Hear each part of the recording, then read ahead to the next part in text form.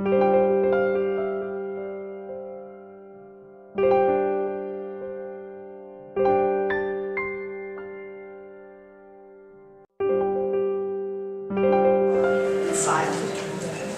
Joan Ryan, and I'm delighted to welcome you to the TAO of Autumn, our cool pairing of poetry and visual arts. Just like the Chinese ideogram for autumn on the cover of the program for this evening, which combines the characters for grain on the left and for fire on the right, we believe that when we create works of art which speak to each other through different media, we come up with something wonderful and more than the sum of the parts. And tonight we have 15 regional poets from Taos and as far as Santa Fe, Albuquerque, and Denver, who will be reading the pieces they wrote in response to 15 visual pieces by members of the Taos Artists Organization. But before I turn the introductions over to the extraordinarily talented and accomplished poet, Veronica Golos, I'd like to thank a few of the many individuals who helped us put this evening together, starting with Paul Figueroa, who curated the artworks and hung the exhibit, and has been here pulling chairs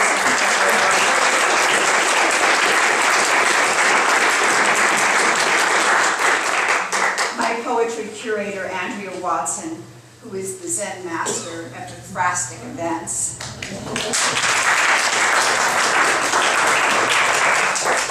Melody Romancito, who helped with our publicity and has done much, much more.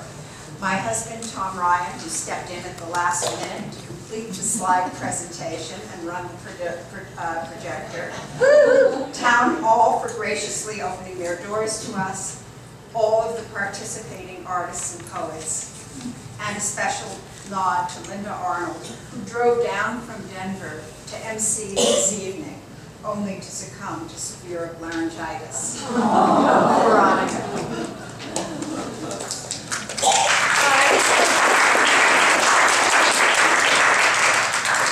You know, the other side of this says clerk's office, human resources, legal planning, and zoning. But tonight we have a whole different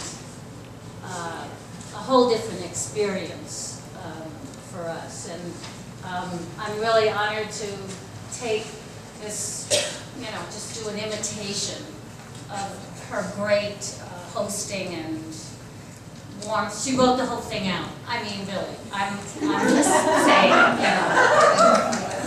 So I love the TAO of Autumn. That's really wonderful. So the first person we have up is Jane Lynn, who is working off of an untitled fused glass tripping by artist Scott Messick. She's taught at the University of New Mexico at Los Alamos for many years. Her poem, Sign and Portents, was transformed into art song by Emmy winner Glenn Rubin for his composition of Santa Fe songs. So tonight, Jane is our first up. Jane Lynn.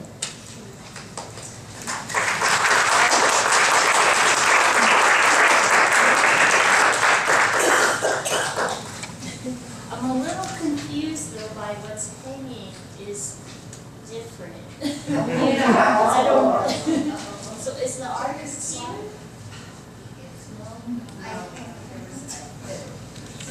What was it the other a triptych that was darker? Yeah. Yes, I think that somehow somebody sent in the JPEG and then displayed the other thing. I'm sorry, Jane, but I think that they make sense going together. Still. I thought, well, maybe the JPEG was too light. Okay. Triptych. 1. What is this place? My neighbor's father in a sugar loaf, post-accident recovery facility in a town he doesn't know. His daughter away and me a stranger showing him videos of the cat I took in when he couldn't keep her. The cat he finally got after his wife died. She was allergic to cats, and he moved here. Remember the daughter, my neighbor? Turns out she's allergic.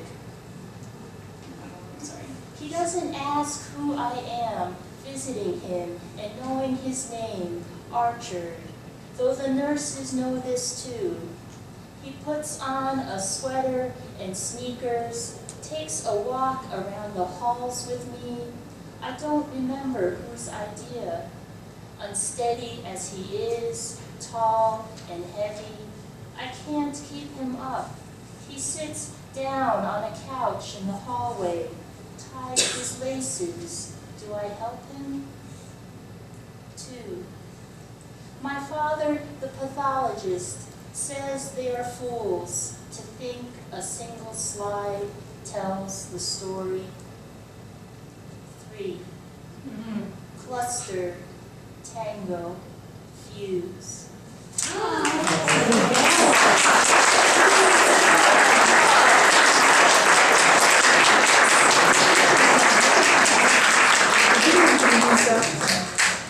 Do you think anyone is going to be using that, or do you think that? No, just talk loud. Anybody else here from New York? So our next poet responding to art is Shirley Blackwell, and she is responding to Unikite Donut by Suzanne Lovelace. Since retiring from federal service, Shirley Blackwell has been poetry columnist, 2010 New Mexico Poet Laureate, president of the New Mexico State Poetry Society, and her first book collection was a finalist in the New Mexico Arizona Book Award, as is her latest book, oh my gosh, Ditch Bag Diaries. So Shirley portrays, well, you can see what she's portraying. Let's have Shirley Blackwell come up.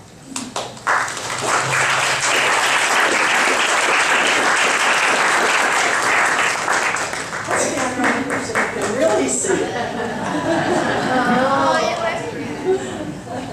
I was delighted when I saw this this lovely unitite necklace. I knew that that was going to be my first choice, and I feel very, very fortunate that I was able to get my first choice.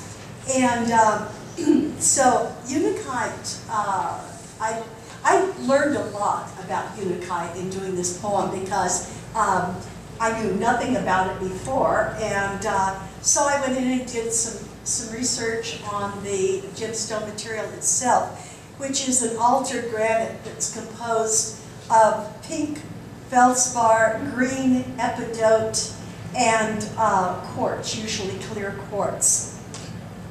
At least that's what they tell me in this Dietrich's Gem Rocks. I'll believe it. So the title of my poem is Talisman. Separation. A single word that, spoken, spirals our solid world toward disintegration. We spin at sickening velocities, but in which direction? Outward, in expanding arcs, until the us of us dissipates like stardust, sprays a mist of fading sparks across vast vacuums of silence, or inward, as modes of memory become so dense their closeness crushes light, creates a weight so immense it must sink into another universe that welcomes giants. Gemstone of this necklace, marriage of disparates, blend of fired feldstone, granite, quartz. You dangle like a hidden outcome, or unheeded oracle from a chain of happenstance.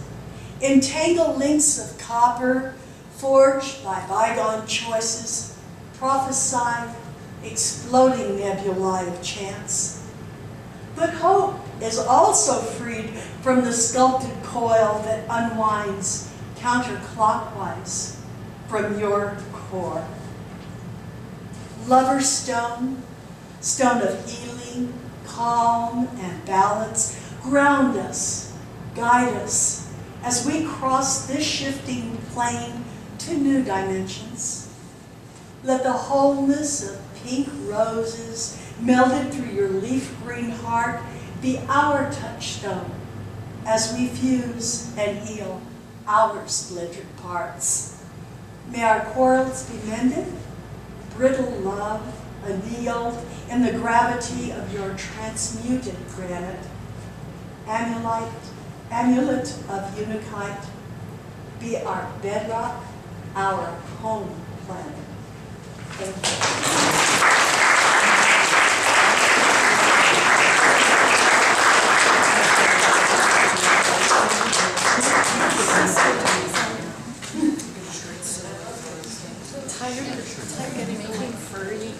Shadow puppets? All right. Whoa.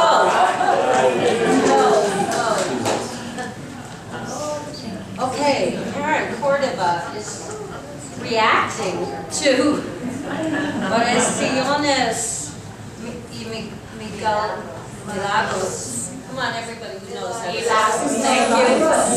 Thank you, dumb. But Karen Cordova is not. And she lives in California but has deep roots in Colorado and New Mexico. Her poetry often reflects love of her heritage and concern for social issues. Her first book, Farolito, will be released in 2014. This painting, said correctly, is an acrylic on canvas by Tara Musgrad and has captured Karen's poetic imagination. Karen.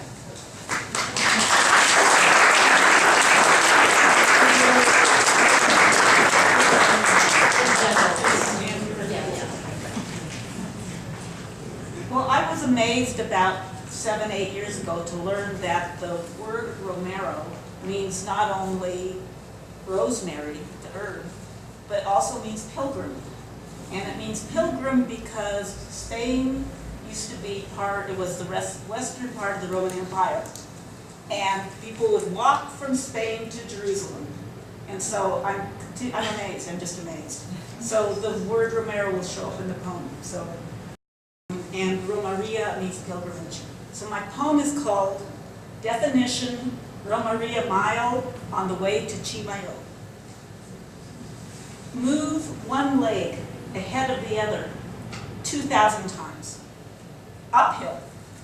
Embrace snowflakes, hail, rain, or dust mixed with sweat and sun, while in procession with thousands of Romeros. Body memory of ancestral shadows advancing from Roman Spain through Byzantine trails to a sepulchre in Jerusalem. Gravitational pull toward Nuevo Mexicano, navel of the world. Convergence of primos, vecinos, and strangers, like Washington Post reporters, into prayer wheels with feet. Some sans shoes, some walking from Santa Fe. 56,000 Esperanza steps to Chimayo, to scoop handfuls of dirt into plastic bags, later mold into mud, poultices to suck cancer from wounds, release with oraciones over graves, or stir into water.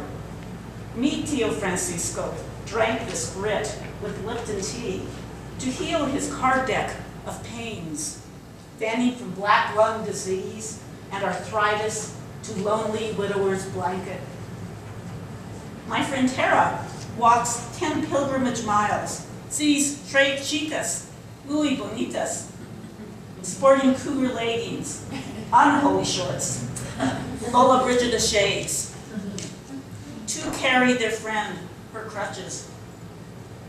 I break bread with a man who had trudged from Albuquerque, slept in roadside ditches in lieu of roadway inns. I'd only walked a mile from a cozy B&B on the mesa. A trinity of cholos and penitentes take turns dragging a cross taller than they up each cerrito from Española to Sanctuary, Santuario, safety somewhere in the distance. El Pito mourns in algún lugar near the river. Earth softens, repenting human despair, heroin needles, as plentiful as cactus spines on the long skirt of adobe shrine, where weak and strong step together to heal, long to eat milagros.